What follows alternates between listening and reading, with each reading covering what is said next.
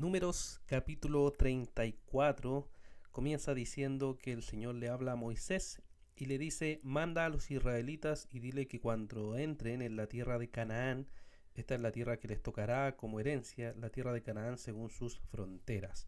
Y podemos ver que desde el verso 1 hasta el verso 12, Dios le dice cuáles son las fronteras o los límites que Moisés tiene que establecer cuando entren a la tierra prometida.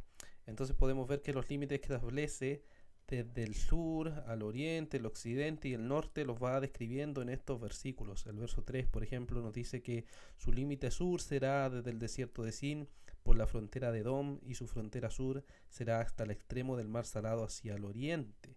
Podemos ver en el verso 6 también que nos dice: en cuanto a la frontera occidental, tendrán el mar grande, esto es su costa, esta será su frontera occidental. Y en el verso 9 también podemos ver que nos dice: y la frontera seguirá hacia Sifrón y su término será Hazar Enán, esta será su frontera del norte. Concluye señalándonos esta sección de los límites en el verso 12. Al final dice: esta será la tierra de ustedes según sus fronteras alrededor. O sea, Dios establece todos los límites, todas las fronteras que este pueblo tenía que tener. Y luego del verso 13 al verso 29 se debía dar la tierra a las 9:30 tribus, porque Rubén y Gad ya habían tenido o ya habían recibido parte de esta tierra, y entonces después se toma un jefe de cada tribu como representante para repartir la tierra. Esto uno lo puede ver desde el versículo 18 hacia adelante, en donde vemos los nombres de estos hombres.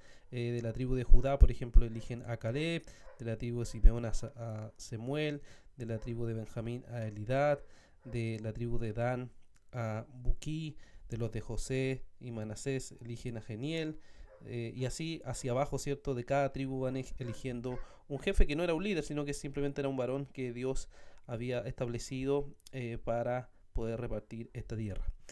Termina este capítulo con el verso 29, donde dice: esto es solo que el Señor mandó a que repartieran la heredad a los israelitas en la tierra de Canaán.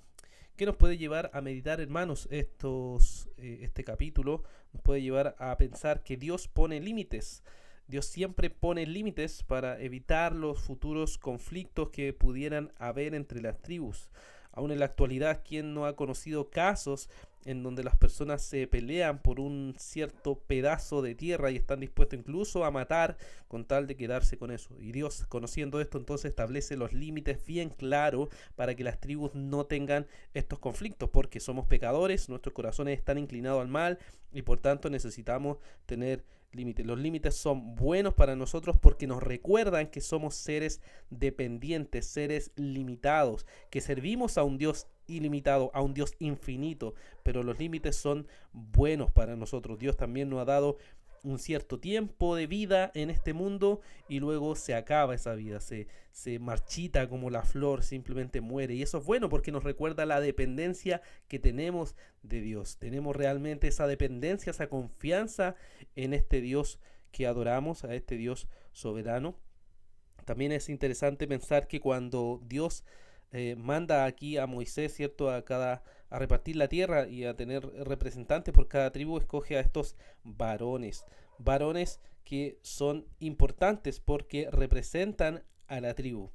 Y ver que los varones, sin siquiera ser líderes, sin siquiera hacer nada, estaban ahí listos para el servicio en la obra de Dios. Y esto nos llama a los varones a pensar la importancia que hay en servir, la importancia que hay que estar dispuesto para servir en el reino del Señor. Hay hermanos dispuestos en la iglesia local, realmente hay personas dispuestas con un corazón de siervo para servir en la obra del Señor. Hemos sido llamados todos a servir en la obra del Señor, pero los varones deben estar ahí adelante, siempre dispuestos a servir para la gloria del Señor.